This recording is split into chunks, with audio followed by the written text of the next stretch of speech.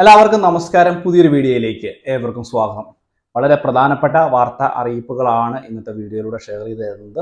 എല്ലാവരും വീഡിയോ പൂർണ്ണമായും തന്നെ കാണുക, വീഡിയോ ലൈക്ക് ചെയ്യുക.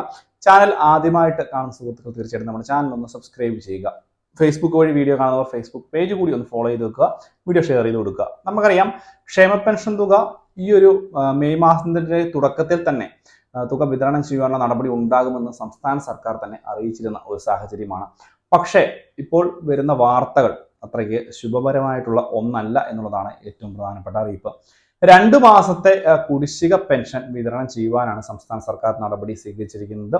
സഹകരണ ബാങ്കുകളുടെ ഒരു കൺസോർഷ്യം രൂപീകരിച്ച് അതിൽ നിന്ന് കടമെടുത്തുകൊണ്ട് അല്ലെങ്കിൽ വായ്പ എടുത്തുകൊണ്ട് തുക വിതരണം ചെയ്യുന്ന ഒരു നടപടിയാണ് സംസ്ഥാന സർക്കാർ മുൻപ് തന്നെ കൊണ്ടുവരാൻ നടപടിയിട്ടിരുന്നത്. പക്ഷേ ഇപ്പോഴത്തെ സാഹചര്യത്തിൽ സഹകരണ ബാങ്കുകളുടെ കൺസോർഷ്യത്തിൽ നിന്നും ഏകദേശം 835 കോടി രൂപ മാത്രമേ കടമെടുപ്പായിട്ട് അല്ലെങ്കിൽ ഇവർക്ക് ലഭിക്കുകയുള്ളൂ അല്ലെങ്കിൽ ലഭിച്ചിട്ടുള്ളൂ എന്നുള്ള വളരെ പ്രധാനപ്പെട്ട റിപ്പോർട്ടുകളാണ്.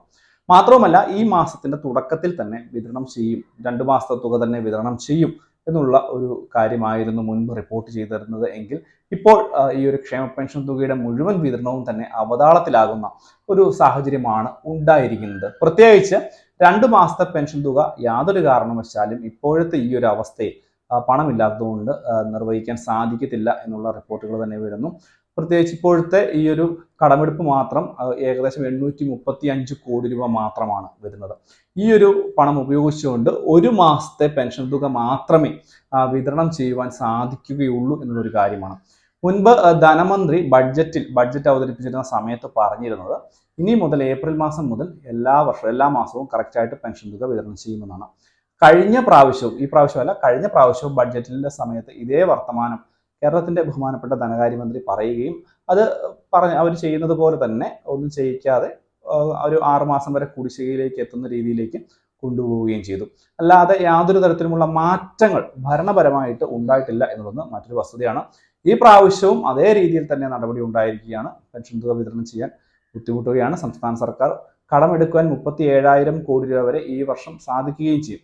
എന്നിരുന്നാൽ പോലും കഴിഞ്ഞ ദിവസം കടമെടുക്കുകയും അത് സർക്കാരിന്റെ സ്വകാര്യ ചെലവിന് വേണ്ടി, സർക്കാർ ചെലവുകൾക്ക് വേണ്ടി ഉപയോഗപ്പെടുത്തുകയും ചെയ്തു. സംസ്ഥാന സർക്കാരിന്റെ ക്ഷേമ പെൻഷന്റെ വിതരണവുമായിട്ട് ബന്ധപ്പെട്ട് 1 രൂപ പോലും നൽകിയിട്ടുമില്ല.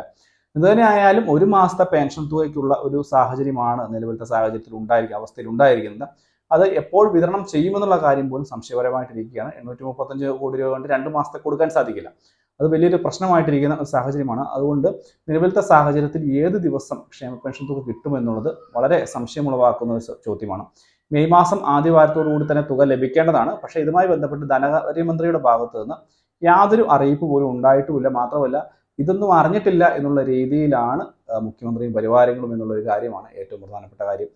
അപ്പോൾ എന്തുതന്നെയായാലും മറ്റു കാര്യങ്ങൾക്ക് ചിലവിന് വേണ്ടി പണമുണ്ടെങ്കിലും സാധാരണക്കാരന്റെ ഏറ്റവും പ്രധാനപ്പെട്ട ഒരു ആവശ്യങ്ങൾക്ക് ഉപയോഗിക്കാൻ പറ്റുന്ന ക്ഷേമ പെൻഷന് പണം വിതരണം ചെയ്യുന്നില്ല എന്നുള്ളത് സംസ്ഥാന സർക്കാരിന്റെ ഒരു പിടിപ്പുകേടായിട്ട് മാത്രമേ നമുക്കിതിനെ കാണുവാൻ സാധിക്കുകയുള്ളൂ എന്നുള്ളതാണ് മറ്റൊരു കാര്യം.